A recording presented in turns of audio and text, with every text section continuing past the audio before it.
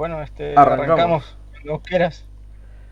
Bueno, bienvenidos a este sexto episodio de Nadie al Volante. Estoy con Palito, como todas las semanas, y hoy tenemos el honor de tener al abogado penalista, doctor Sayer.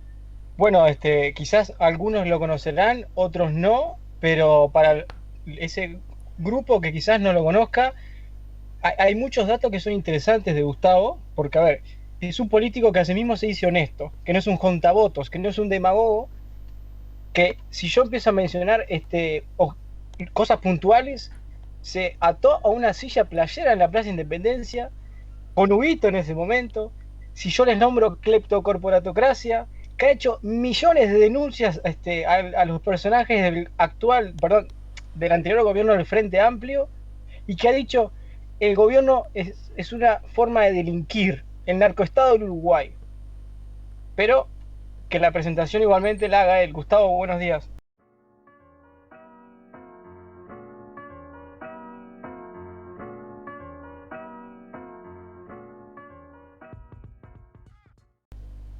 Buen día, mucho gusto de estar en contacto con ustedes por este sistema tecnológico. Sí, en estos momentos de cuarentena había que adaptarnos un poquito. ¿Qué nos puedes decir de todo eso que yo mencionaba anteriormente, para aquellos que no te conozcan? Sí, correcto. Sin lugar a duda, nuestra incursión en la política se hace de una forma absolutamente heterodoxa, es decir, diferente a lo que es el discurso corriente de los políticos, de los partidos grandes, de los partidos ya tradicionales en el país, como es el Partido Colorado, el Partido Nacional, el Frente Amplio. La denominación de cleptocorporatocracia ya es de carácter internacional y hace referencia a un tipo de gobierno que son gobiernos títeres que están al servicio de las grandes corporaciones internacionales que manejan como metodología de dominio y de instrumentalización de los gobiernos la coima. Y por Bien, eso la designación de clepto. Clepto es ladrón, corrupto. Y corporación es la institución, la forma jurídica que se ha dado el gran capital, y cracia es poder. Entonces, en definitiva, es poder de las grandes corporaciones corruptoras, tipo Odebrecht, por ejemplo, que coimió a cuanto presidente pudo, o la propia UPM aquí en el Uruguay, ¿verdad? bien, así como mencionaba también, digo, usted como abogado penalista ha hecho varias denuncias en contra de los personajes del Frente Amplio y a su vez fue candidato a presidencia en las anteriores elecciones. Digo, y es algo como que, o sea, usted critica a los políticos, pero a su vez fue candidato. ¿Qué pasa ahí? Bueno, sí, evidentemente. Para poder gravitar en el orden político no tienes más remedio que adecuarte a un sistema planetario. De lo contrario, tenés que pensar en un movimiento armado, cosa que no se me pasa por la cabeza, ¿verdad? Ahora, de todas maneras, la forma de incursionar en ese sistema puede tener diferencias abismales, sustanciales con el resto, ¿verdad? Y tal vez por haber tenido esas diferencias, por haber obrado en función de criterios de sinceridad, lealtad, no esté en el Parlamento. Porque no siempre los pueblos están dispuestos a escuchar eh, tal vez las verdades que duelen, que hieren, que preocupan, que frustran.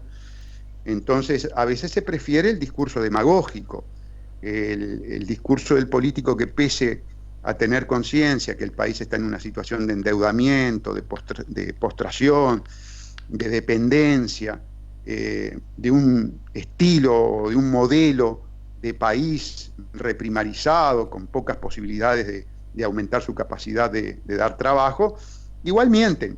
Y bueno, de esa manera captan el electorado. Claro. Nosotros no hicimos nada de eso.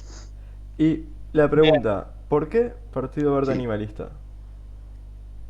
Bueno, yo lo conté, pero no tengo ningún problema de reiterarlo. Nosotros íbamos a hacer un partido propio, ¿verdad? Cuando decidimos incursionar en política, pero los tiempos no nos daban para satisfacer todos los requerimientos burocráticos que establece la Corte Electoral para eh, crear un partido nuevo y presentarte a las elecciones. ante esa falta de tiempo y contactos que habíamos tenido en el pasado con los fundadores del Partido Verde Animalista, habiendo muchas coincidencias de carácter programática, de carácter ideológica, bueno, aceptamos hacer un acuerdo electoral para que yo fuera candidato a la presidencia, candidato al Senado y candidato a la Diputación. Y así nos presentamos a las elecciones y obtuvimos 19.392 votos. Claro, y más allá de que usted denuncia y se denomina anticleptocorporatocrático, ¿cómo se definiría ideológicamente? Bueno, principalmente en la actualidad están totalmente superadas las calificaciones de izquierda y derecha. En este momento yo creo que la gran distinción tiene que ser entre globalistas y soberanistas, es decir, aquellos que están dispuestos a reivindicar la soberanía nacional por encima de una suerte de gobierno mundial, por cuanto ese gobierno mundial obedece a la gran élite financiera, o sea, a la élite cleptocorporatocrática.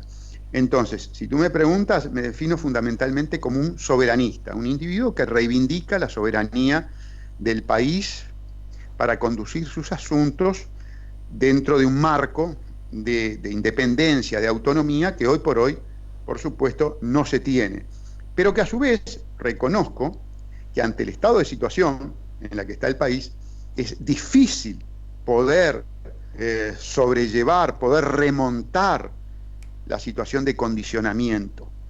Pero lo que sí es importante es marcar una tendencia. Entonces, la tendencia nuestra sería precisamente el camino de ir recuperando espacios de soberanía que se han perdido enormemente y fundamentalmente, y aunque parezca mentira, con los gobiernos de Mujica, de Vázquez, Mujica y nuevamente de Vázquez, ¿verdad? Bueno, ya también vamos a entrar más adelante nuevamente en el tema político, pero así como hemos hecho con nuestros invitados anteriores, queremos preguntarle cómo se encuentra con el tema del coronavirus y el estar en casa. Bien, por supuesto que enormemente preocupado. Estoy en un aislamiento preventivo voluntario, es decir, que trato de cumplirlo a rajatabla. He violado el protocolo solamente en 2 oportunidades, una para ir a hablar con el presidente de la República y otra para ir al programa Esta Boca es Mía.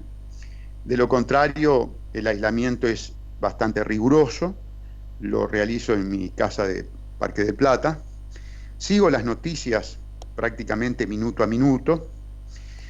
La preocupación deriva no solamente desde un plano personal, de estar preocupado en el sentido de no contraer este virus, que parecería que sus consecuencias pueden ser muy diferentes de acuerdo al huésped que lo aloje. Yo tengo 62 años, es una edad de riesgo, de vulnerabilidad.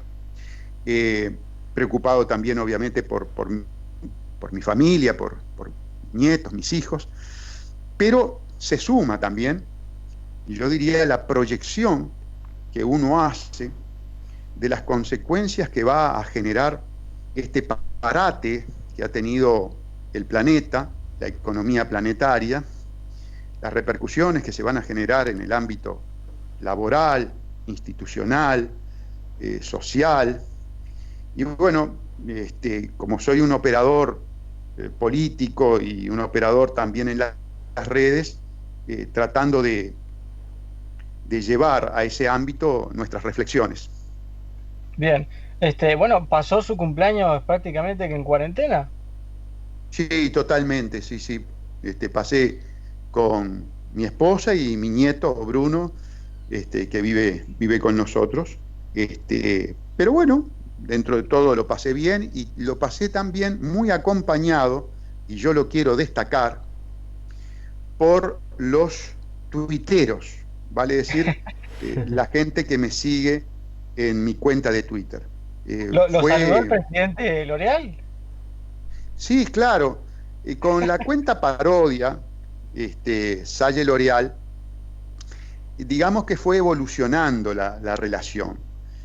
Primero, porque también fue evolucionando el tipo de mensaje se fue atemperando, digamos así, la cuenta Salle-L'Oreal y fuimos encajando dentro de diríamos, de un trabajo conjunto que fue encastrando, yo diría que correctamente, hasta el punto de convertirse en cuentas que tienen muchos seguidores, que el intercambio suele ser simpático y lo llevamos con humor. Yo creo que para el momento que vivimos, desde el punto de vista de las consecuencias emocionales que genera el aislamiento, ese tipo de situación ha caído bien.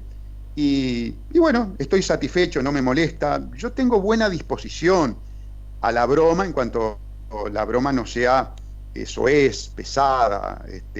Entonces la vamos llevando bien, la vamos piloteando bien, como dice la gente.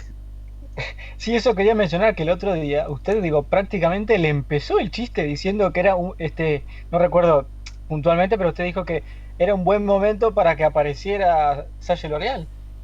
Sí, una suerte de convocatoria, ¿no? A la Claro, red. digo, por un momento dije, lo habrán hackeado, porque digo, no suele pasar que sea el mismo Salle el que inicie el chiste. No, en realidad hay una faceta de mi personalidad que mi aparición en los medios de comunicación no me permite evidenciarla, porque normalmente estoy con temas serios, temas Claro. urticantes, temas ríspidos. Yo soy un individuo muy claramente temperamental, extrovertido, y entonces en ese tipo de situación normalmente la gente ve la faceta del malhumorado, del iracundo, pero soy un individuo que en el ámbito social, eh, chistoso, soy ocurrente para los chistes. No hago más para no entrar en una suerte de confusión de quién es quién, ¿se da cuenta? Porque si no puede llegar a haber una total naturalización del doctor Salle como abogado, como político, como profesional, para convertirse en una suerte de cuenta parodia, ¿no? Y en el día de ayer, justamente, alguien en Twitter le puso, bueno, usted mencionó que iba a ir al programa de Esta Boca es Mía, y alguien le dijo que, bueno, gracias por avisar y que no iba a prender el televisor. Y le dijo, muy bien, vea la serie de Mujica y sea feliz. Y Justo sí, le, correcto, a ver, justo le íbamos a preguntar sobre eso. ¿Cuál es su opinión de la serie sobre Mujica? Y de que Si la también... vio, no, yo no la vi. no ha No, tenido tiempo en escuchen cuarentena de muchachos, verla. si me lo tuve que fumar como presidente de la República, no me van a pedir que además le vea la película. No, no, no sean malos.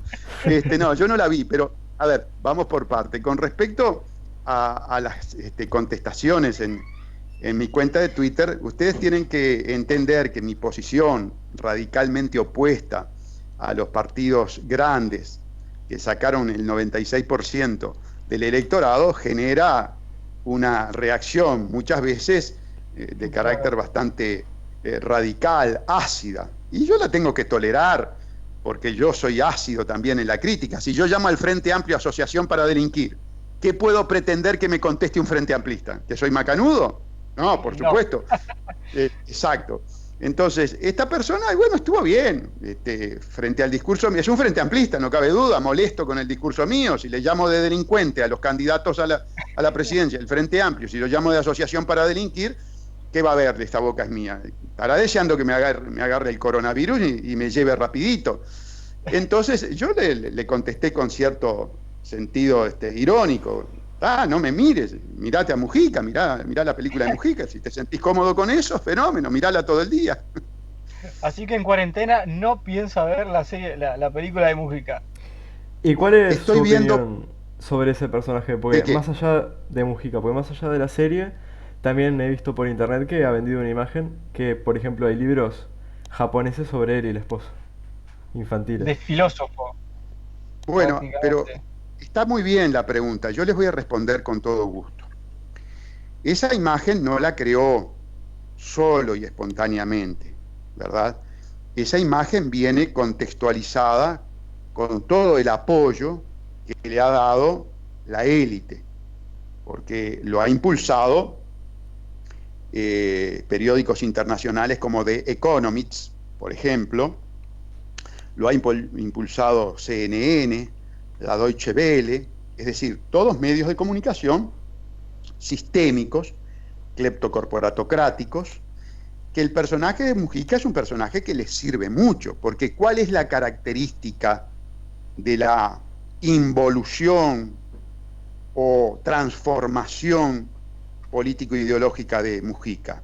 Un individuo que de ser un guerrillero, que secuestró, que mató, que robó en nombre de una ideología anticapitalista, antielitista, antisistémica, pasó a ser un presidente que trabajó con todo el ahínco posible para favorecer a esa élite que en el pasado combatió por vía armada. Entonces, esa transformación a la élite le sirve enormemente. Es una suerte de galardón, es una suerte de premio que le da a la élite por la traición política e ideológica que él consumó a lo largo de su vida política. Es un traidor ideológico, un traidor político, un traidor filosófico. Entonces, claro, la élite, ese tipo de conducta, ese tipo de traidores, los tiene que elevar y los tiene que mostrar al mundo. Y es por eso que tiene el predicamento a nivel internacional, que yo lo he constatado, porque yo he viajado. También les digo que cuando viajo me encargo de alguna manera, desenmascarar este personaje ficticio que han creado los grandes medios de comunicación. Y les pongo a los que tengo posibilidad en antecedentes de lo nefasto que ha sido para el Uruguay, de lo corrupto que ha sido para el Uruguay, de lo entreguista que ha sido para el Uruguay, no solamente el gobierno de Mujica, sino también el gobierno de Vázquez, ¿no? Bien, nos vamos a meter un poco en lo que sería la vida personal de Gustavo, más bien en su carrera. Usted empezó, o sea, la profesión de abogado penalista la ha ejercido libremente desde el 82, ¿no? Sí, mi historia es así, es breve, ¿verdad?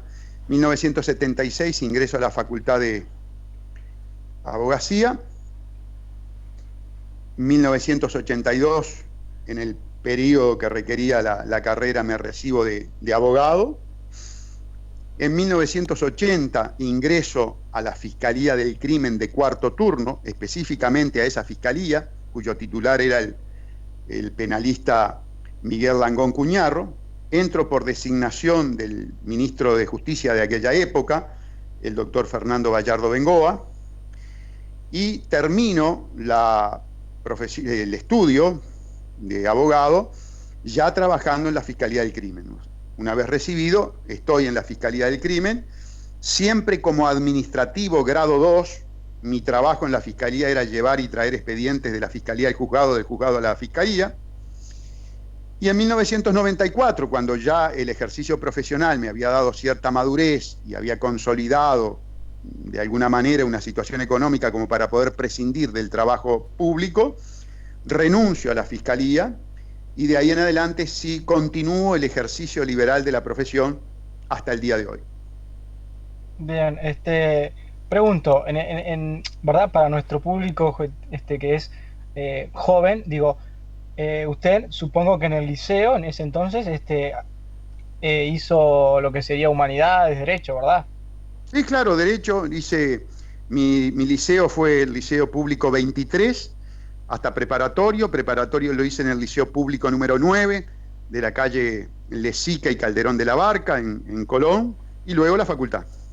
Bien, ¿y cómo fue su experiencia en el liceo? Bien, en el liceo era un estudiante normal, nunca fui un estudiante destacado, sino que si había algún tipo de destaque era más bien por la elocuencia, por la verborragia que yo ya en esos años evidenciaba. Pero fui un individuo altamente politizado, porque nací en un hogar donde el tema política era un tema prácticamente excluyente de todo lo demás. Yo, por ejemplo, me tocó vivir épocas de mucha turbulencia política. Fíjense que en el 68, cuando las medidas prontas de seguridad de Pacheco Areco, cuando ya el movimiento Liberación Nacional tenía 7 años de trabajo en el país, cuando había entonces ya el enfrentamiento armado, yo tenía 10 años. Sin embargo, desde esa época, en mi casa, el tema excluyente era el tema político. No fui un joven entonces muy vinculado a las actividades propias del individuo joven, como por ejemplo la música, el baile, el deporte, sino que más bien estuve focalizado en la preparación política, ¿no? Por eso yo tengo un desfasaje enorme con todo lo que tiene que ver con la música de aquellos años. Como que no las viví.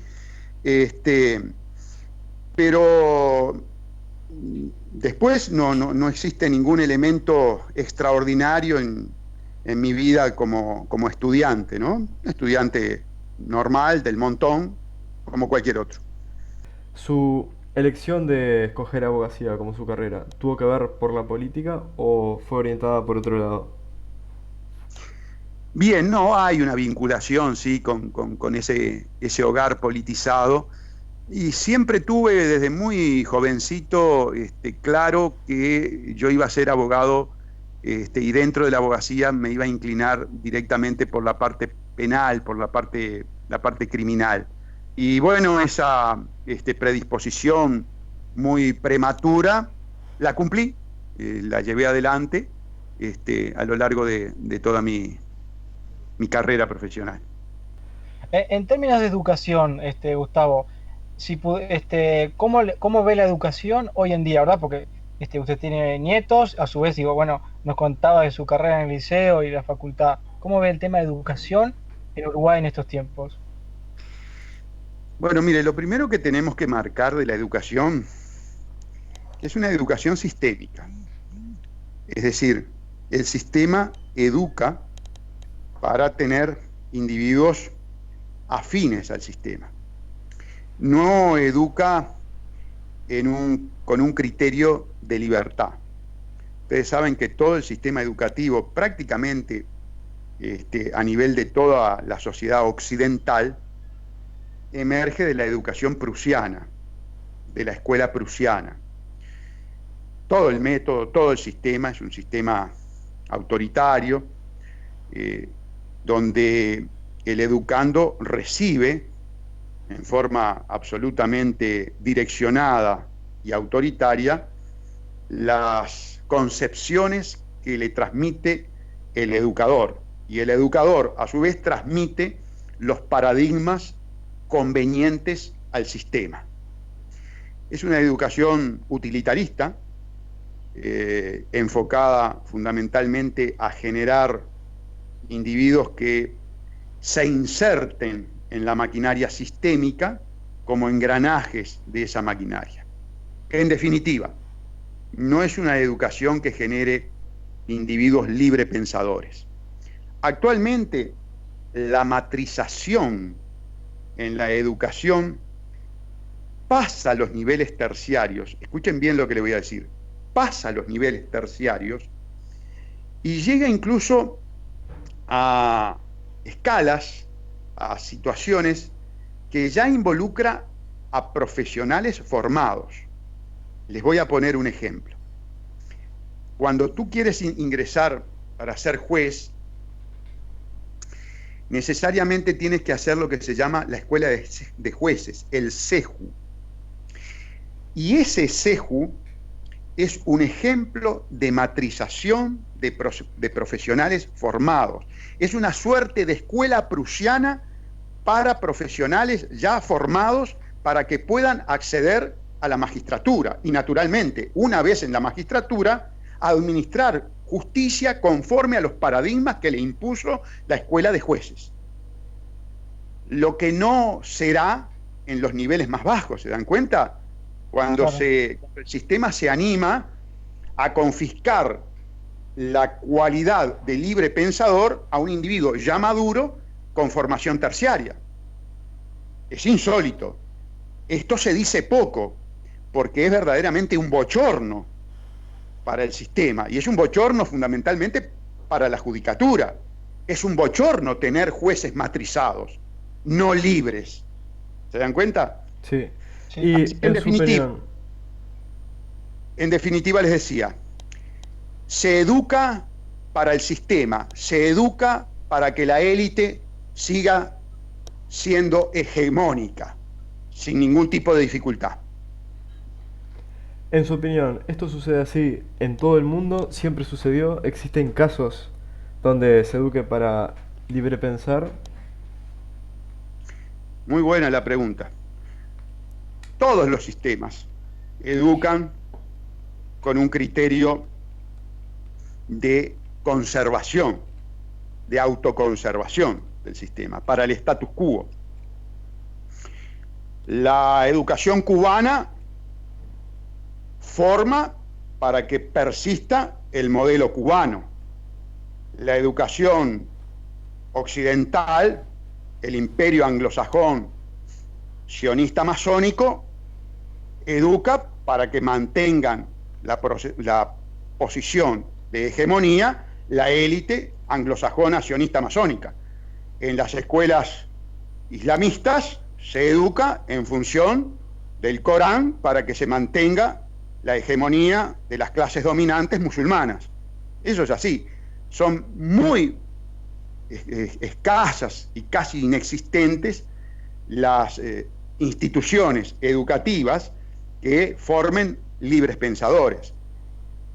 Fíjense que, por ejemplo, quienes hablan más de libre pensadores son los masones, y no hay una estructura más jerarquizada, más estructurada que la masonería. Entonces es muy difícil encontrar que el sistema permita educar y generar individuos que hoy o mañana puedan convertirse en peligrosos o que busquen alterar las estructuras de poder que tiene el propio sistema. Y Bien, ya que usted menciona, mencionaba bueno, sí, Juan, perdón. sí, ya que usted menciona la masonería, nosotros estamos enterados que recientes presidentes han sido, sin dar nombres, han sido masones. Esa era mi pregunta. ¿Cuál es su opinión respecto a eso? Las élites, cuando uno habla de las élites, no está hablando de una entelequia etérea, ¿verdad? De una existencia abstracta. Está hablando de tipos, de sujetos, con nombre y apellido. Son una ínfima minoría, pero aún en esa ínfima minoría son unos cuantos. Son, por ejemplo, los dueños de la Reserva Federal, la que tiene la máquina de emitir dólares, que en este momento y frente a esta crisis no da abasto. Son los dueños de los grandes fondos de inversión. Vuelvo a repetir, nombres y apellidos. Tal vez en la pirámide el nombre más importante de la plutocracia a nivel de siglo XVII, XVIII, XIX, XX, XXI, y fíjense todos los siglos que estoy mencionando, sea la familia Rothschild, la dinastía financiera Rothschild, para la cual, por ejemplo, opera Rockefeller, Soros, pero hay otros nombres importantísimos. Esta élite genera, y no tiene más remedio, porque quiere sojuzgar a 7.000 millones de habitantes, distintas estructuras de poder. Dentro de esas estructuras de poder, para el dominio de la enorme masa que conforma la humanidad, está la masonería. Pero no es la única, por supuesto. Está el Opus Dei, están los jesuitas, están los think tank del pensamiento, están las instituciones financieras, están las instituciones políticas, están los partidos políticos.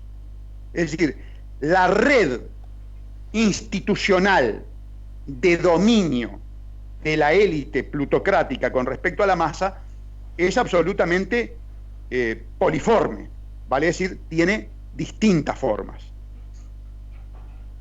Bien, no, y usted mencionaba lo de los masonería. Por lo que yo he podido saber, digo, el presidente Tabaré Vázquez era integrante de los masones. Si no estoy mal, y si estoy mal, bueno, que me corrijan. No, no, pero es confeso. No, no es que yo lo tenga que corregir, es confeso. Eh, Sin lugar a ninguna duda, que tiene su vinculación a la institución masónica, no solamente nacional, sino que es internacional. Por ejemplo, a ver, a modo de ilustración, él trae el plan Ceibal a nuestro país. El plan Ceibal no es de él. ¿Oyen? Se volvió a cortar el audio. Sí, las llamadas me cortan el audio. Sí, El retomamos One lo Laptop que per Children. ¿Me oyen? Sí. Hola, hola.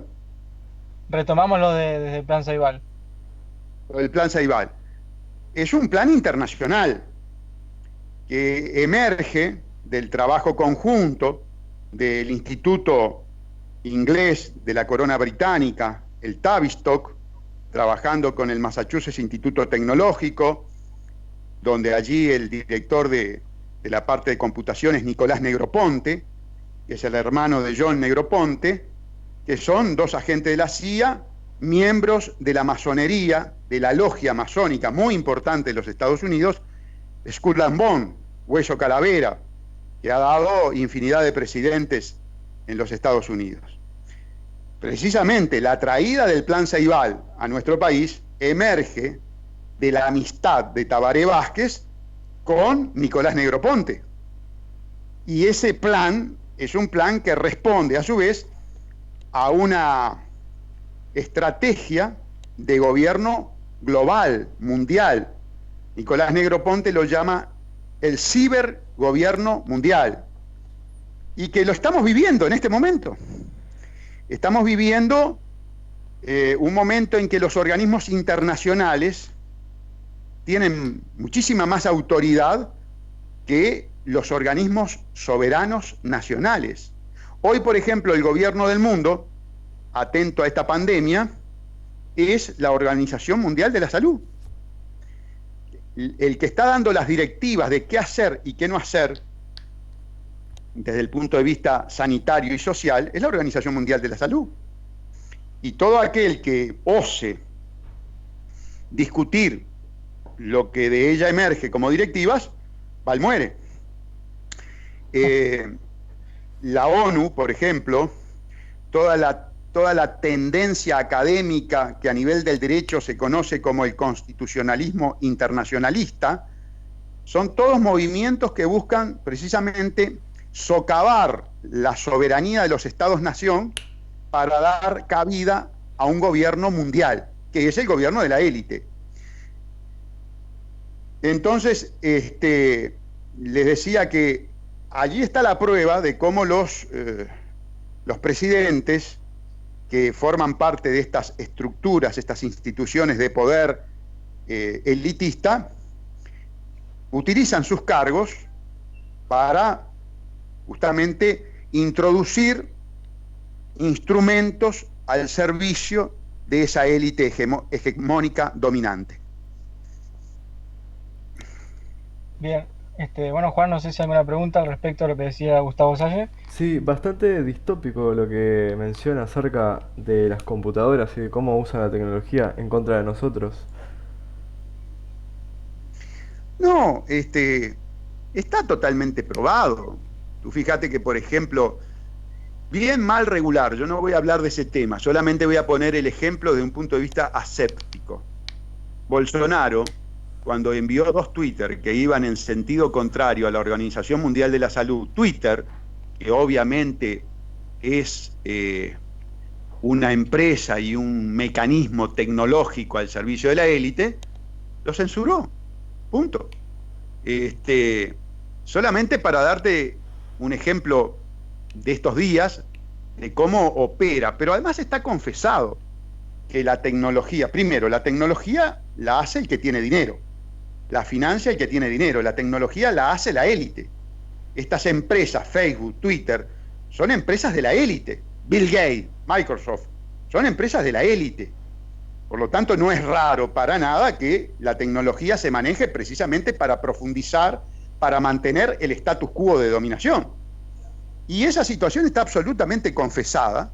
Yo recuerdo que, por ejemplo, hay en el libro de Sibiu Brzezinski, asesor de Clinton en materia de seguridad, se confesaba expresamente que la tecnología se utilizaría para dominar a las masas. Y el propio Nicolás Negroponte, en la página 78 del libro Ser Digital, que es un bestseller del año 1995, decía que los estados-nación con sus sistemas democráticos se convertirán en un revoltijo insoportable antes de pasar a ser como una bolita de naftalina que se evaporará en el éter y dará paso a un cibergobierno mundial. Confesado, página 78, hay que tener el libro, la página, y leer a este masón, agente de la CIA, cómo con total desparpajo hablaba del plan cuya finalidad es la eliminación de los estados-nación y la creación de un gran ciberestado mundial gobernado a través de la tecnotrónica. A ver, esto que estamos viviendo con el virus COVID-19 ha permitido a Bill Gates ya promocionar el famoso chip subepitelial, a través del cual se va a tener un control, un monitoreo en tiempo real de todo el estado somático del individuo, por ejemplo, la temperatura, y va a poder individualizar geográficamente al individuo con fiebre. Esto ya está, no lo estoy inventando. Entren en las redes y entren en estos últimos comentarios de Bill Gates con respecto al problema del coronavirus y presentando esto como una gran solución. Pero si ustedes lo analizan, es un gran control, es un control total del individuo. Van a poder decir, mirá, Salle está en Parque del Plata y está con 37,5. Bueno, ya cuando llegaste a ese grado de control del individuo, claro, por parte del Estado, ya no estás en el gran hermano de Orwell, ya estás en un sistema que tiene la decisión de dejarte vivir o no vivir en forma absolutamente autoritaria, digamos así. Claro, más allá de los beneficios que pueda presentar, estamos de acuerdo que es algo que vulnera sin escrúpulos las libertades individuales. Absolutamente. Ya a esta altura del partido tenemos que estar contestes en que no tenemos privacidad. Ya este aparato que estamos usando, aún apagado, yo tengo entendido que puede servir como transmisor. Claro. Y bueno, cuando tengamos ese microchip, que además es una suerte de marca de la bestia, como le gusta decir a la gente que estudia la Biblia, yo soy ateo, pero respeto todas las religiones, interactúo con gente que tiene mucho conocimiento teocrático, teológico. Teocracia es el poder de la religión, con conocimientos teológicos, y claro, ese chip opera como una suerte de código de barras, como cuando vos compras una caja de leche y la cajera lo pasa por el código de barras para tener toda la información, incluso el precio, por ejemplo, ¿no? Y bueno, el ser humano, entre ellos los uruguayos, de prosperar este mecanismo, nos va a tener ese sistema. Por ejemplo, se pensaba en el chip subepitelial para eliminar la tarjeta de crédito, y en la medida que fuimos bancarizados a prepo, en la medida que fuimos esclavizados a las instituciones financieras, ya no tener el plastiquito, sino tener el chip subepitelial, y ahí surge toda la información, y entonces el aparatito, el POT, va a ser un POT diferente que lea la información del chip. Claro, y eso, a ver, eso está sucediendo. Ya hay ejemplos, hay por ejemplo clubes en España, en Inglaterra, de muy selecta membresía, que les coloca precisamente el chip subepitelial como elemento para poder acceder al club. Así que eso ya está puesto en práctica con los animales, por el tema de los famosos robos de los animales de raza, se le pone un chip subepitelial, y la máxima expresión la tenemos ahora con ese chip que diseñó Microsoft, Bill Gates, que te permite llevar un control, un monitoreo del estado somático del individuo a partir del coronavirus. Claro, ahora que usted menciona sobre que es ateo, ¿a qué se debe? ¿A algo impartido desde chico o a que usted piensa que está en contra de la institución como tal? Tú sabes, está muy buena la pregunta, y tú sabes que yo quiero contestarte lo siguiente. Mi padre, mi hermano y mi madre eran creyentes. Mi padre inclusive fue monaguillo. Y yo fui desde niñito, desde que tengo uso de razón, fui ateo. No te puedo explicar. A esta altura del partido, si quisiera decirte algo así como disparatado, te diría que debe haber un gen en Como mí, un que es el escéptico gen. de naturaleza. Y sí, no te puedo explicar. Pero soy un individuo que no hay forma de hacerme creer, porque he tenido momentos difíciles en mi vida. Tuve, por ejemplo, a los 12 años, mi hija Nicole, en la casa de mi cuñado en Artigas, se cayó de un primer piso, y tuvo una severa lesión, convulsionaba en el sanatorio de Artigas, y ni siquiera en ese momento se me ocurría rogar o pensar en la existencia de un ser superior que actuara, que gravitara sobre la Tierra en forma además muy egoísta, porque estoy seguro que en ese mismo momento había millones de niños que también estaban en situación entre la vida y la muerte, y pedirle que interviniera en el caso de Nicole, y no interviniera, por ejemplo, en el caso de un niñito de Zaire, o de Ruanda, o de Yemen, o de Bolivia, o de Haití, que estuviera en la misma situación. Claro, No me entra de ninguna manera. La religión no me entra de ninguna manera, pero además hay otra cosa. La pregunta es la siguiente. Si Dios fuera perfecto, y si Dios hizo al hombre, bueno, pero ¿cuál era la necesidad de hacerlo imperfecto? ¿Cuál era la necesidad de no hacerlo a su imagen y semejanza? Y su imagen y semejanza es la perfección. No tiene explicación lógica. Y no la pueden dar los religiosos, ¿eh? No la pueden dar. Muy buena eh, pregunta que cuando tengamos la suerte de tener a alguien de, ¿verdad? Que sea religioso, se lo vamos a preguntar. es verdad. Y ya entrando Bueno, más en materia no religiosa sino filosófica, ¿qué explicación le encuentra usted o le da usted al mundo? ¿Cómo interpreta usted el mundo? bueno, a ver, res- responder esa pregunta sería tener un nivel de conocimiento. Tú me haces una pregunta más que referida al aspecto científico, al aspecto existencial. ¿Cómo interpreta Gustavo la existencia del mundo? Sí, Es así, totalmente, ¿verdad? totalmente. Ahí está, bueno. Y ¿Qué yo te pregunta, puedo... Juan? ¿Cómo? Digo, ¿qué pregunta? A Sí, ver, claro, estamos de vuelo. Se llama ontología. La ciencia es la ontología, estudio del ser, el ser inmerso en el cosmos. No tengo, digamos, una respuesta concreta. Es todo incógnita, es todo ignorancia, es todo desconocimiento, es todo incertidumbre, es todo duda. Lo que sí puedo hacer apreciaciones, simplificar un poquito más el tema. Para mí el individuo tiene una existencia limitada desde que nace hasta que fallece, y ahí termina. Y ahí termina. Es decir, todas las otras inclinaciones, tendencias, creencias que pretenden de alguna manera que el individuo trascienda aún después de la muerte, conmigo no van. Morís y terminó todo.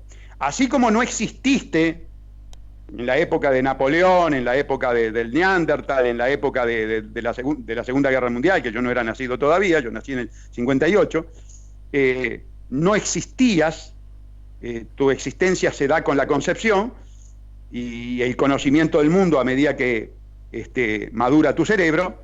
Cuando falleces, todo lo que viene posteriormente, no tenés ni arte ni parte, no existís, punto. Es los rudimentarios elementos respecto a la ontología. hablar de la existencia, es hablar del cosmos, es hablar del infinito, es poder conceptualizar el infinito. Yo digo la verdad, con el rudimentario cerebro que tengo, me cuesta mucho conceptualizar el concepto, el criterio infinito, aquello que no tenga límite, porque si algo caracteriza la vida del ser humano, son las limitaciones, ¿verdad? Vos en todo tenés limitaciones, para todo tenés límites, para todo tenés tiempo, para todo tenés un determinado proceso, una determinada medida. En cambio, el cosmos es absolutamente infinito y entonces me cuesta mucho. Por ejemplo, el concepto agujero negro, que manejó una mente brillante como la de Hopkins. ¿Qué es? ¿De qué se trata? No lo entiendo. La verdad que llama bastante la atención ver una persona que se muestra escéptica, yo diría hasta totalmente, en casi todo aspecto de su vida. ¿Por qué me decís, ¿por qué decís escéptico en tu... Claro, porque va, por lo que estamos No, viendo, va desde lo político hasta en lo filosófico de arraigarse a lo que sabemos y aceptar la ignorancia.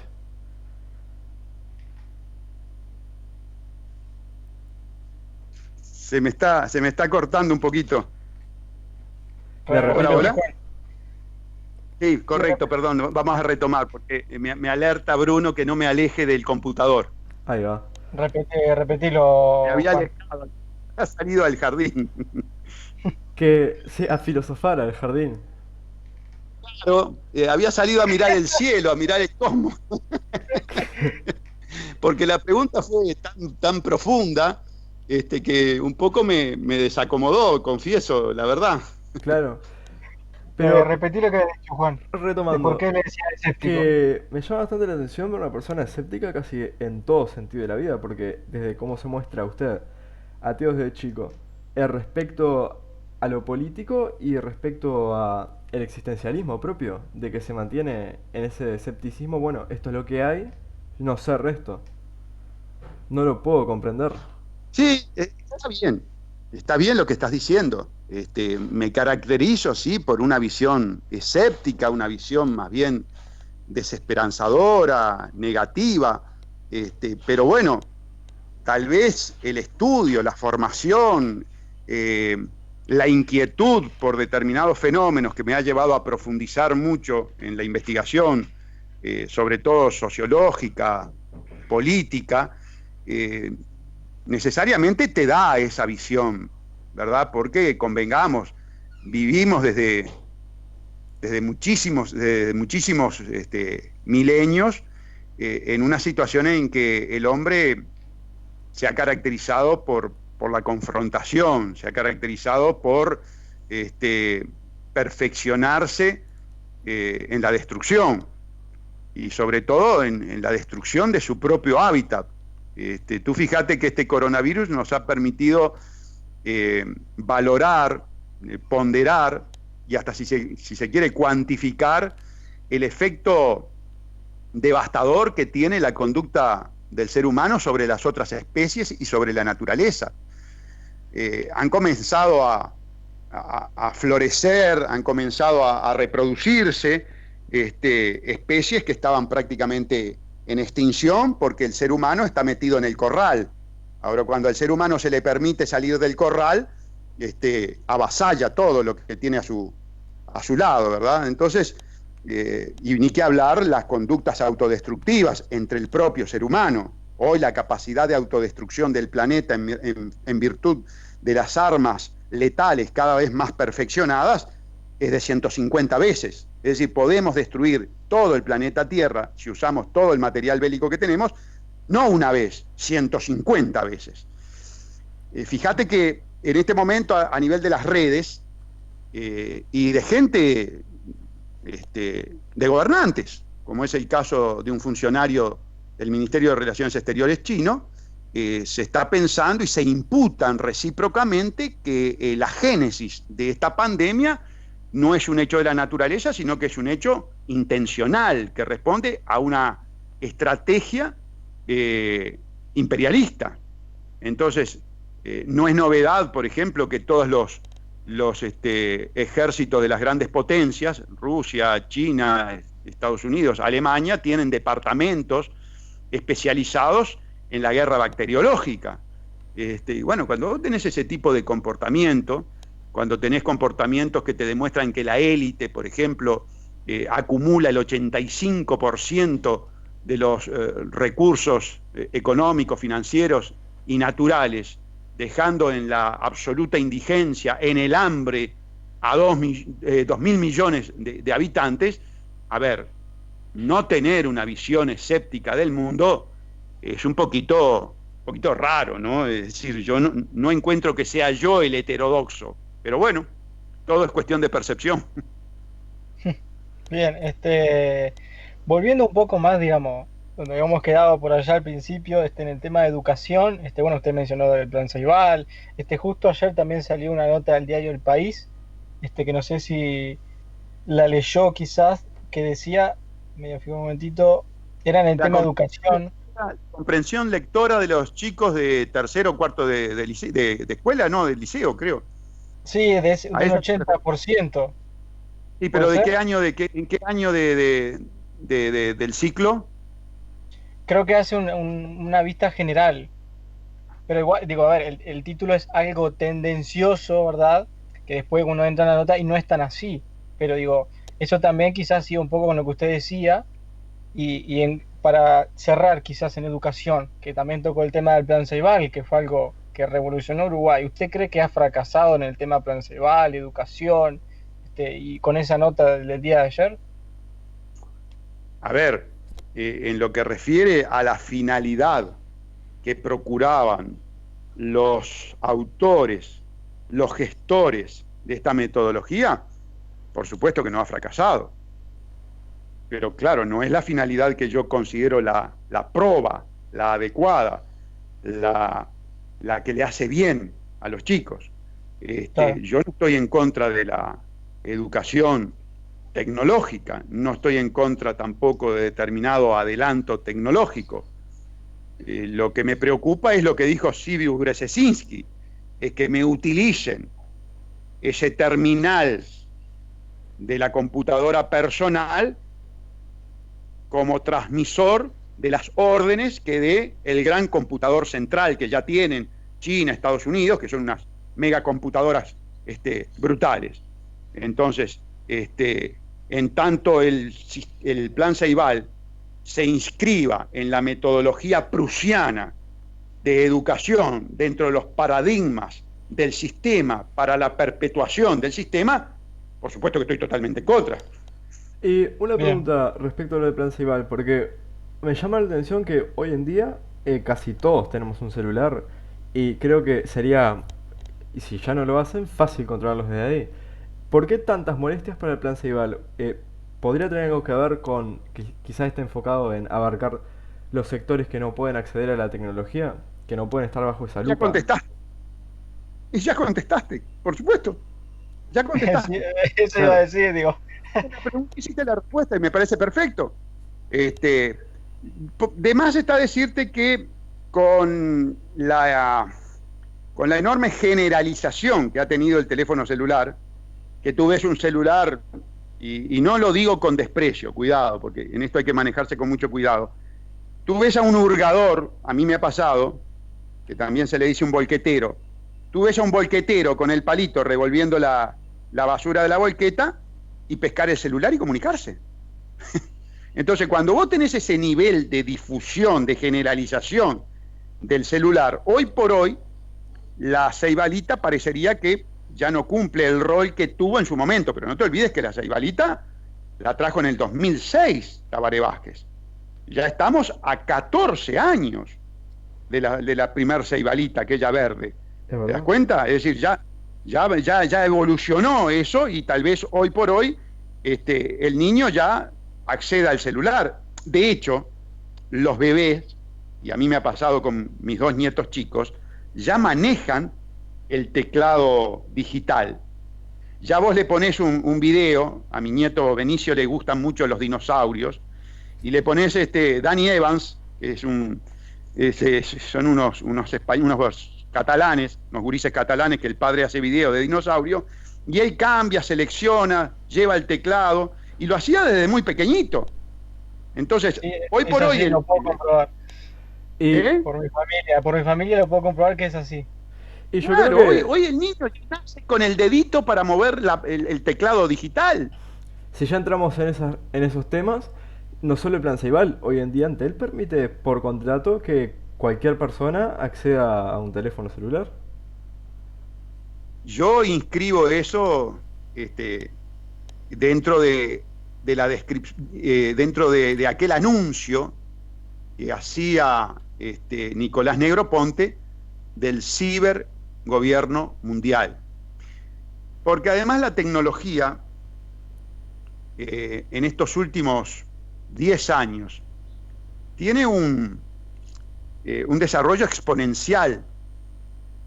Hay un venezolano nacionalizado americano que se encarga de todo el estudio de la inteligencia artificial. Y yo he escuchado varias conferencias de él. En este momento se me fue el nombre.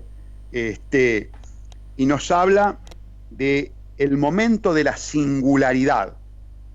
Y nos dice que el momento de la singularidad será aproximadamente en el 2045-2050, cuando la inteligencia artificial supere la inteligencia humana.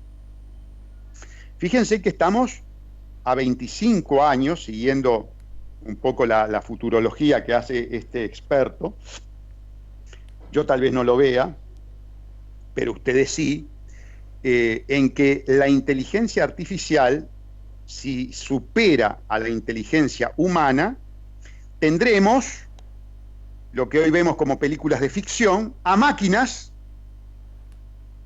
por encima del ser humano,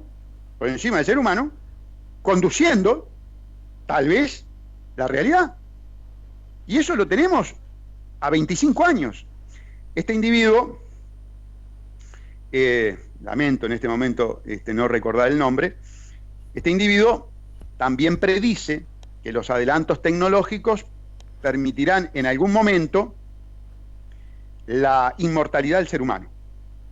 Y eso ya es una afirmación, digamos, más que futurista, pero por lo pronto comenta de experimentos que han logrado extender la vida de ratones 10 veces más de lo que normalmente viven. Es decir, es imposible poder predecir o poder imaginarnos hacia dónde vamos en materia de adelantos tecnológicos. Él hace toda una referencia, comienza con los famosos Se cortó un disquetes. poco el audio ahí, Gustavo. Él comienza con los famosos disquetes y luego pasa a los pendrive y luego pasa a los nuevos sistemas de almacenamiento y lo que ha significado el avance en lo que tiene que ver con la capacidad de almacenamiento. Vale la pena escucharlo en su conferencia. Lamento tanto no tener ahora otro celular para poderlo buscar, pero indudablemente no estamos en condiciones hoy de poder imaginarnos lo que pueden ser los adelantos tecnológicos para el 2050, siempre y cuando, porque esto no lo previó, siempre y cuando aún estemos arriba de la faz de la Tierra. Porque fíjense la transformación brutal que significó la aparición de esta pandemia en la vida de los seres humanos. Vean las calles de Madrid, vean las calles de París, vean las calles de Nueva York, que quienes tuvimos la suerte de conocerla, el bullicio, la aglomeración de seres humanos, verlas como un desierto. Nunca me imaginé vivir lo que estoy viviendo en este momento, ¿no?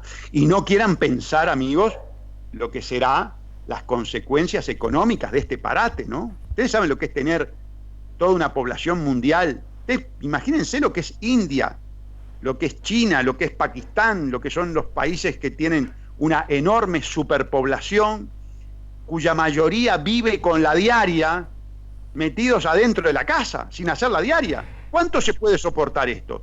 Yo lo vengo comentando con una serie de amigos, profesionales, científicos, algunos de ellos, economistas. ¿Cuánto se puede soportar la cuarentena? Porque que la Reserva Federal, que el Banco Central Europeo, que el Banco de Japón, que el Banco de China esté emitiendo billetes, fenómeno, pero no comés billetes. Va a llegar un momento que esta cuarentena va a resentir la producción real, tangible de elementos necesarios para la subsistencia. Entonces, ¿cuánto se puede soportar eso? ¿Hasta cuándo el hambre no condicionará la vida de los seres humanos como para decir, bueno, desafío el coronavirus, porque si no me muero de hambre? ¿Se dan cuenta? Y ese es el dilema que están enfrentando, por ejemplo, el gobierno de la calle Pou. La medida de Arbeleche, es decir, la economía a media máquina, que ayer la reivindicaba en el diario El Observador el economista Guillermo Tolosa, es un poco decidir ese dilema. Si paro todo, nos morimos de hambre. No me mata el coronavirus, pero me mata el hambre. Claro, No sé si están de acuerdo. una realidad que algunas veces no se ve, y que es así. Sí, yo Sí, sí, escuchaba hablar a economistas y eso de lo mismo, exactamente lo mismo, el hambre o la cuarentena. claro, claro, claro. Ya no se trata de los problemas psicológicos, de no poder salir, de no poder ir a la playa, de no poder ir a una plaza, de no ver a tus amigos, de no sociabilizar, de no ir al club a jugarte un partidito, que yo, por ejemplo, juego al fútbol en el Náutico. No, muchachos, a esta altura del partido, si esto sigue, por ejemplo, a ver, les voy a lo concreto, la Suprema Corte de Justicia me llevó la Feria Judicial Sanitaria hasta el 30 de abril. Y yo vivo de mi profesión. Claro. Entonces, claro, los 5 jueces que prorrogaron son funcionarios públicos, les paga el Estado, pero yo soy profesional liberal, vivo de la profesión. Y así todos los 13.000 abogados que hay en el país. Los Claro. grandes estudios, como Puya y Regules, de Ignacio de Posada y Vecino, CPA Ferrer, con 250, 300 abogados, los mandaron todos al seguro de paro. Pero ellos tienen seguro de paro, porque son empleados de esas grandes firmas, pero yo no tengo seguro de paro. Y la caja profesional me sigue corriendo y tengo que pagar 25 palos por mes. Entonces, ¿y qué hago? Y estamos hablando de clase media. Ojo, creo que Sí, se volvió a cortar. se cortó o sin querer, no sé si puso pausa Gustavo. Ahí, ¿Están oyendo? Hola, hola. Hola. ahora sí. Hola. Y les decía, me llamó para pedirme plata para comer. Le digo, mira, yo estoy recluido en Parque del Plata. Nelson, no puedo, no salgo. Estoy en aislamiento preventivo voluntario. Estoy a la miseria, Gustavo. Dice, no tengo para comer. ¿Y cuántos hay en este momento? Pero no, si me voy a otro ejemplo. Al peón de un taxi, por ejemplo, al chofer de un taxi. ¿Y cómo hace el peón del taxi? Digo peón porque es la jerga, yo tuve taxímetro y en la jerga se utiliza ese término, no es despreciativo. Es más, mi hijo, chofer de taxi. Viven con la diaria, Claro. salen a hacer la diaria, los 1.500, los 2.000 pesos para ir pagando la olla al momento. Y hoy, ¿quién toma taxi? La gente de Uber se concentró frente a la torre ejecutiva. Yo le dije al presidente de la República el otro día, vos vas a cumplir con UPM, vas a meter 4.000 millones de dólares para hacerle la vía, los viaductos, el puerto, a Walros, al banquero, miembro del Club Bilderberg, y vas a tener 10.000 hambrientos en la puerta de la torre ejecutiva pidiéndote para comer y no vas a tener con qué darle, le digo. Esa es tu disyuntiva. Sí, totalmente. Y a eso venía la siguiente pregunta de actualidad. ¿Qué pensaba usted de la decisión de ayer sobre el contrato Robo-UPM? Nefasta. Nefasta porque además se incurre en un error. Él habla del presidente de la República, habla de seguridad jurídica y no se altera la seguridad jurídica porque el propio contrato prevé la epidemia como causal de rescisión. Entonces, mal me puede hablar de que estaría en compromiso la seguridad jurídica y la imagen del país cuando el país en realidad lo que está haciendo es actuando un instituto de derecho que está contemplado en el propio contrato. Eso es una excusa. La verdad es que el doctor Lacalle Pou está casado, y así lo manifestó, con el proyecto de país, con el modelo de país forestal celulósico. Y por eso va a continuar con la inversión. Yo dificulto que pueda continuar, y lo puse hoy en un Twitter. Yo creo que el presidente de la República no está consciente de las secuelas que va a dejar esta epidemia. No está consciente de el clima social que se va a generar como consecuencia de este parate de la economía. Porque, a ver, si tú sos un desocupado, que estás pasando hambre, o un individuo que tenía empleo y te despidieron, y estás pasando hambre, y estás mirando cómo el doctor Lacalle mete a la obra de UPM, mete a la obra del tren, del viaducto, del puerto, vos decís, bueno, epa, ¿qué está pasando? Resulta que toda esta guita se la está destinando al banquero, y yo tengo a mis hijos con hambre. Bueno, yo no sé si no voy a ir a levantar rieles para venderlos, a llevarlo a la fundición. Porque, claro, los presidentes tienen que tener sensibilidad, y la seguridad jurídica está a salvo. Y más importante que la seguridad jurídica es la seguridad de los orientales. Y yo veo que el doctor Lacalle priorizó la seguridad de las corporaciones por encima de la seguridad de los niños del Uruguay. Y eso me preocupa mucho, porque cuando vos tenés tus hijos con hambre o tus nietos con hambre, cuidado que sos capaz de cualquier cosa, y más frente a un gobierno insensible que prioriza el bolsillo de un multimillonario banquero a la situación sanitaria, alimentaria, social y económica del país. Se apresuró mucho. Sí, así que ahora simplemente, no sé, quedaría esperar un supuesto, entre comillas, milagros antes del 13 de abril. De que, no Bueno, sé, se arrepienta, uno quién sabe, ¿verdad? yo no sé lo que se viene por delante, muchachos. Yo no sé. Yo les cuento lo siguiente. En mi casa, en Parque del Plata, tiene un muro de 2 metros de alto. Y ayer había un individuo intentando saltar para dentro de mi casa. Y por cierto que no me venía a visitar. Ahora, claro, les estoy significando con un ejemplo, tratando de advertir qué se puede venir cuando tú tenés una masa hambrienta, ¿no? No hay límites. Sí, hemos visto en el pasado los famosos saqueos. Sí. Porque, bueno, el individuo mira, ve la conducta, y cuando ve un presidente insensible, cuando ve un presidente que prioriza el bolsillo de un banquero, y bueno, no tolera que su familia pase hambre, ¿no? Claro, es una realidad que duele que la gente lo escuche, le va a doler a los que tengan que escucharlo, pero es así. Señores, se lo dije al presidente, lo que estoy diciendo en estos micrófonos se lo dije. Luis, vos vas a estar haciendo la vía y vas a tener miles de hambrientos a la puerta del edificio de la presidencia. Es decir, que no hago más que... ¿Le dijo algo al respecto de eso, o simplemente lo de tomar nota? Tomo nota. La respuesta de él fue tomó nota. Tomó nota, después vino UPM, habló con Arbeleche y después dio la conferencia de ayer, que, perdón, felicitaciones al periodista del País, que fue el único que lo hizo hablar de este tema, que sí, reveló que hablar. Pablo Fernández fue. Toda una relación causa-efecto, ¿no? UPM vio que el colectivo de orientales preocupados por la situación del país, preocupados por el agua, por la salud, por la vida, fue a hablar a la presidencia de la República, y al otro día inmediatamente fue UPM.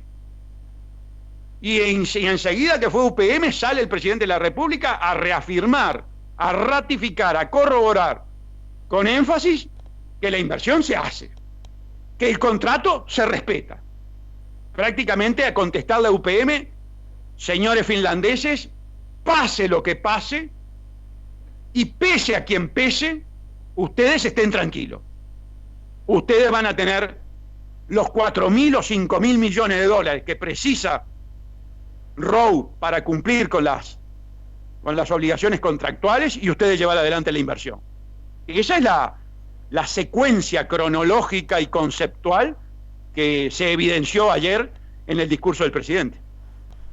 Bien, ya para, digamos, ir finalizando un poco, le quería preguntar acerca de cuál es su futuro en el tema de su nuevo partido político.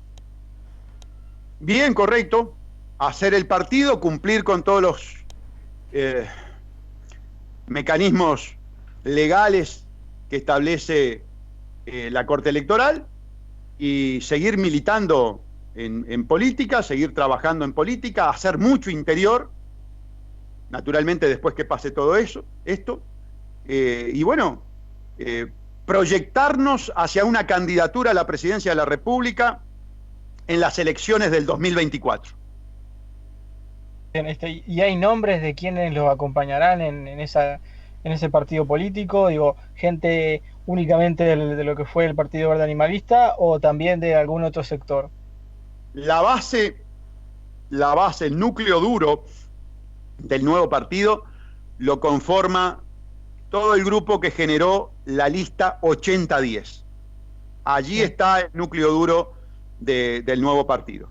Sin perjuicio de que aquí, a 4 años, pensamos sumar muchas incorporaciones.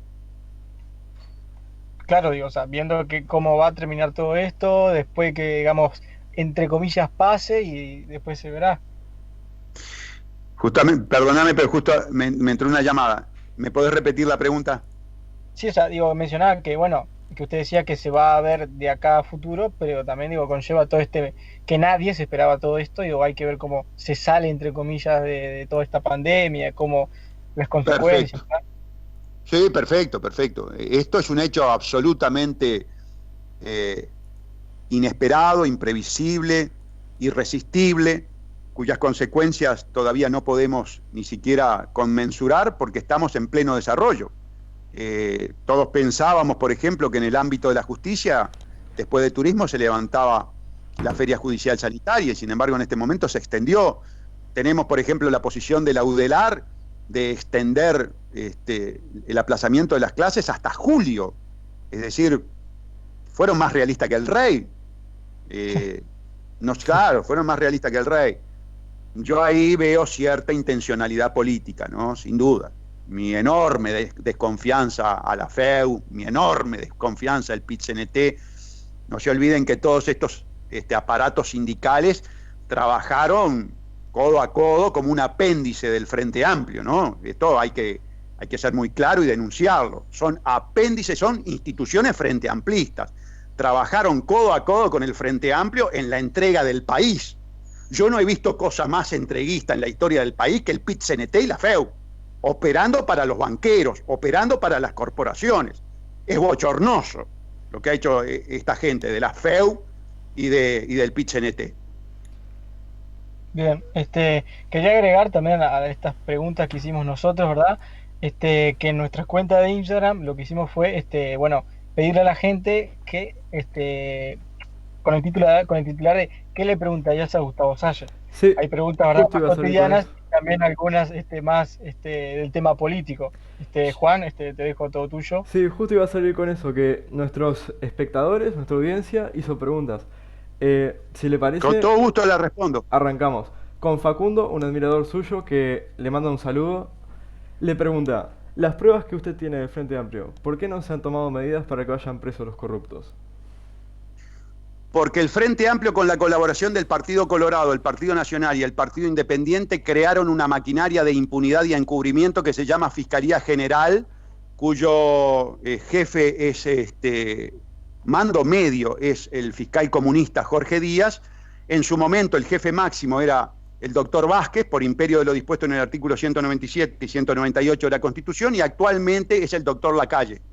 Ahora, no debemos olvidarnos que Lacalle, siendo senador, votó a favor de estas leyes inconstitucionales, como la ley de la creación de la Fiscalía General y del nuevo Código del Proceso Penal, traído directamente del Departamento de Estado de Estados Unidos para el Uruguay, y por lo tanto no nos merece ningún tipo ni de confianza ni de expectativa positiva en el sentido de que cambie esas características absolutamente desvaloradas que tiene esta institución de ser maquinaria de impunidad y encubrimiento.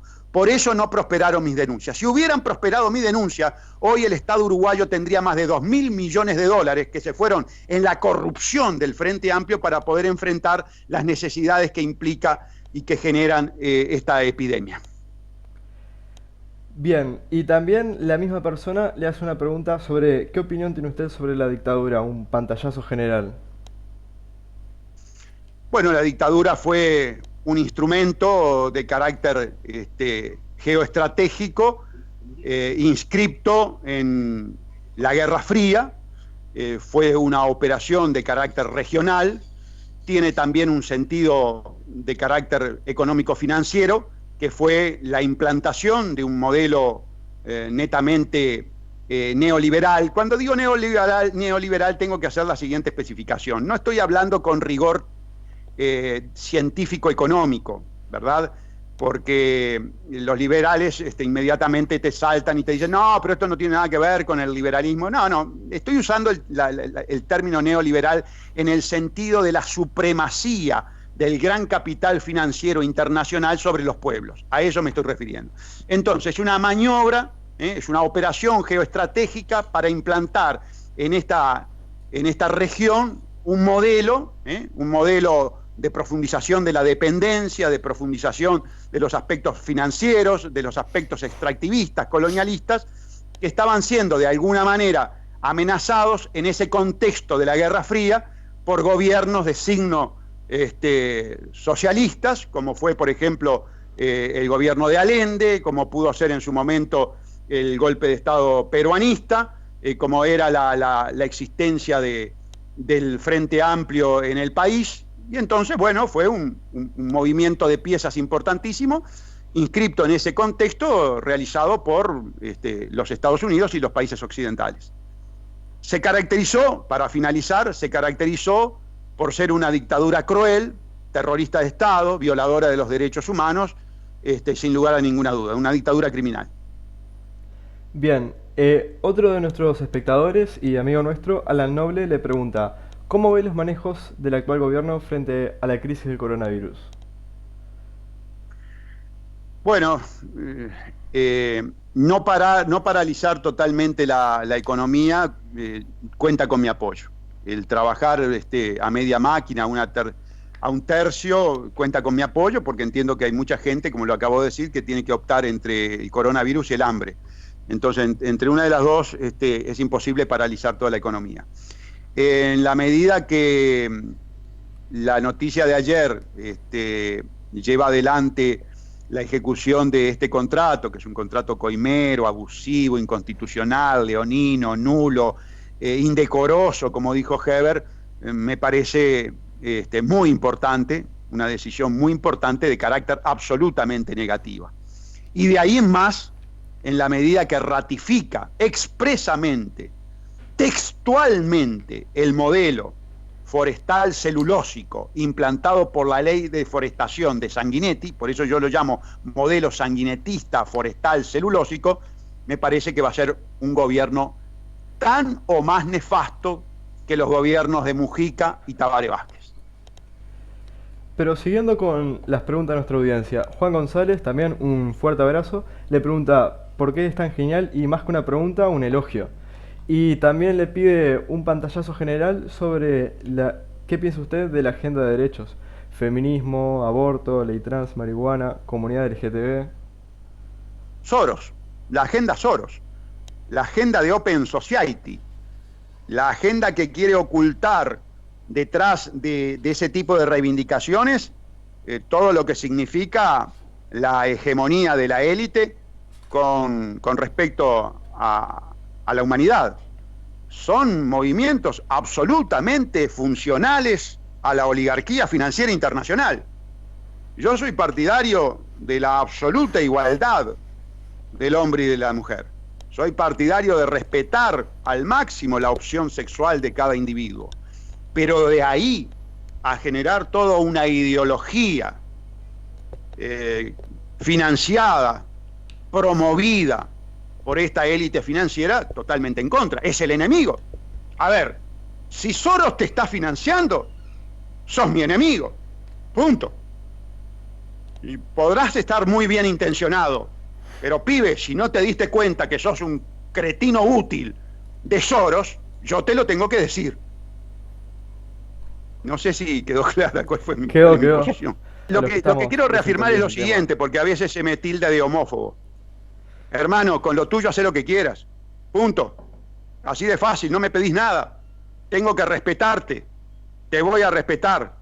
Ahora, cuando eso es tomado por una élite para imponerlo como una suerte de ideología, como una suerte de paradigma al cual hay que enfocar a la humanidad, bueno, no, ahí estoy en guerra, ¿eh? Ahí me tienen como enemigo. Bien, no, digo, ya que se tocó ese tema, digo, suele ser algo de, ¿cómo es? Que las nuevas generaciones lo ven como, que siempre se habla de eso, ¿verdad? Porque uno cuando conoce a alguien no le pregunta eso de entrada, pero al tiempo siempre se discute y bueno, ¿qué pensás vos de, no sé, por ejemplo, feminismo, ley del aborto, ley trans? Y usted ya decía que cada uno hace lo que quiere. Pero ¿cuál es su postura, por ejemplo, con el feminismo? Que es algo que siempre es debatible. Muy sencillo, igualdad. Pero la igualdad ya está consagrada en la Constitución de la República.